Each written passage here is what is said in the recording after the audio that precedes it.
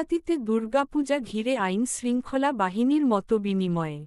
গৌরাঙ্গ বিশ্বাস, কালিহাতী উপজেলা প্রতিনিধি। আসন্ন শারদীয় দুর্গাপূজা ২০২৫ সুষ্ঠু ও শান্তিপূর্ণভাবে উদযাপনের লক্ষ্যে টাঙ্গাইলের কালিহাতীতে আইন শৃঙ্খলা বাহিনীর মতবিনিময় সভা অনুষ্ঠিত হয়েছে। শনিবার ২০ সেপ্টেম্বর সকাল ১১টায় কালিহাতী থানা প্রাঙ্গণে এই মতবিনিময়ের আয়োজন করা হয়। অনুষ্ঠানে প্রধান অতিথি ছিলেন টাঙ্গাইলের অতিরিক্ত পুলিশ সুপার প্রশাসন ও অর্থ রবিউল ইসলাম।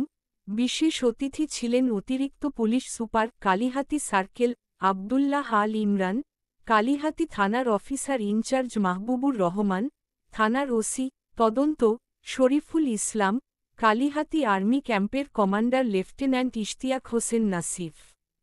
এছাড়াও উপস্থিত ছিলেন উপজেলা পূজা উদযাপন ফ্রন্টের আহ্বায়ক প্রদীপ ব্যানার্জি নিরু, সদস্য সচিব প্রবাল ভট্টাচার্য মানিক, বিভিন্ন রাজনৈতিক দলের নেতা, শিক্ষক, সরকারি কর্মকর্তা এবং হিন্দু সম্প্রদায়ের নেতৃবৃন্দ।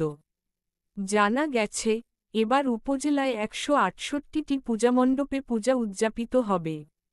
অতিরিক্ত পুলিশ সুপার প্রশাসন ও অর্থ রবিউল ইসলাম বলেন, ধর্ম যার যার, উৎসব সবার। আমরা চাই সবাই মিলে আনন্দমুখর পরিবেশে দুর্গাপূজা উদযাপিত হোক। পূজা উপলক্ষে কেউ বাড়িঘর খালি রাখবেন না, কারণ অপরাধীরা সুযোগ নিতে পারে। কোনো সমস্যায় পড়লে সঙ্গে সঙ্গে প্রশাসনকে জানান। প্রতিটি পূজামণ্ডপ সিসি ক্যামেরার আওতায় আনতে হবে। অতিরিক্ত police super Kalihati circle Abdullah Al Imran বলেন, কালিহাতীতে সবসময়ই সাম্প্রদায়িক সম্প্রীতির বন্ধন অটুট ছিল। আমরা চাই এই সম্প্রীতি আরও দৃঢ় হোক। আইন শৃঙ্খলা বাহিনী সর্বদা সতর্ক অবস্থানে থাকবে। পূজার সময়ে যাতে কোনো অঘটন না ঘটে, সেদিকে কঠোর নজরদারি থাকবে। কালিহাতী থানার অফিসার ইনচার্জ মাহবুবুর রহমান বলেন, আমরা প্রতিটি পূজামণ্ডপে পুলিশের টহল ও নিরাপত্তা নিশ্চিত করব। প্রশাসনের পক্ষ থেকে প্রয়োজনীয় সব পদক্ষেপ নেওয়া হয়েছে। তবে সাধারণ মানুষকেও সচেতন থাকতে হবে এবং প্রশাসনের সঙ্গে সহযোগিতা করতে হবে।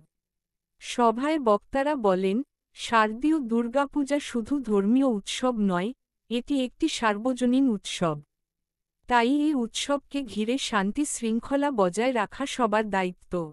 গৌরাঙ্গ বিশ্বাস, বিশেষ প্রতিনিধি, 017127220787। যারা আনসার সদস্য আছে তারা